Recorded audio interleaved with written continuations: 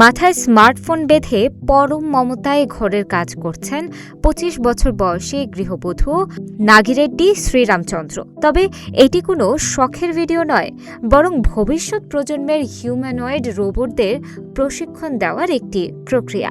প্রতিদিনের সাধারণ গৃহস্থালী কাজের এই রেকর্ডিং চলে যাচ্ছে বিশ্বের বড় বড় টেক জায়ান্টদের হাতে। তা থেকে রোবট শিখছে মানুষ কিভাবে বাস্তব পৃথিবীতে চলাফেরা করে, আর এই কাজের মাধ্যমে ঘন্টায় $2 আয়ের সুযোগ পাচ্ছেন কর্মীরা।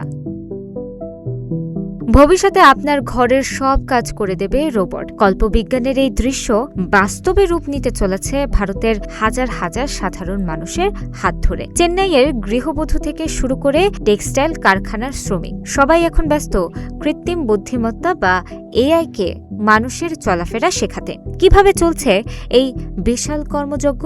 কেনই বা ভারতীয়রা এই কাজটি করতে রাজি হলেন? এর জবাবে এই কাজে যুক্ত ভারতীয়রা বলছেন, ঘরের কাজ করার জন্য কে আপনাকে ঘন্টায় 250 রুপি দেবে? হয়তো ভবিষ্যতে আমাদের নিজেরও এমন একটা রোবট থাকবে। বিশেষজ্ঞরা একে বলছেন ইগোসেন্ট্রিক ডেটা বা ফার্স্ট পারসন ফুটেজ। এর মাধ্যমে রোবটদের মানুষের নকল করতে শেখানো হয়। এই কাজে ভারতের তামিলনাড়ুতে গড়ে উঠেছে এক বিশাল কর্মী বাহিনী। অবজেক্ট ওয়েজ নামক একটি ডেটা কোম্পানি এই কাজের নেতৃত্ব দিচ্ছে, যাদের ক্লায়েন্ট তালিকার শীর্ষে রয়েছে ফরচুন 500 ভুক্ত মাল্টিন্যাশনাল কোম্পানিগুলো। শুধু স্টুডিওতেই নয়, কাপড়ের কারখানাতেও চলছে এই প্রশিক্ষণ। কর্মীরা মাথায় ক্যামেরা এবং স্মার্ট চশমা পরে ব্যাগ ইস্ত্রি করছেন কিংবা কাপড় ভাঁজ করছেন। লক্ষ্য একটাই, রোবটকে কফি বানানো, কাপড় ভাঁজ করা বা স্যান্ডউইচ বানানোর মতো সুনির্দিষ্ট কাজগুলো নিখুঁতভাবে শেখানো।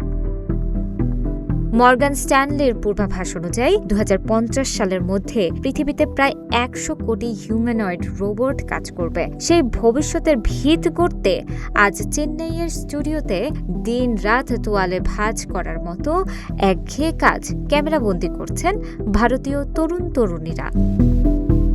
প্রযুক্তির এই জয়যাত্রায় ভারতের সাধারণ মানুষের অবদান অনস্বীকার্য। মানুষের প্রতিটি পদক্ষেপ থেকে শিক্ষা নিয়ে একদিন এই যন্ত্রগুলোই হয়তো আমাদের দৈনন্দিন জীবনের অবিচ্ছেদ্য অংশ হয়ে উঠবে। তানাজা আফরিন, প্রতিদিনের বাংলাদেশ।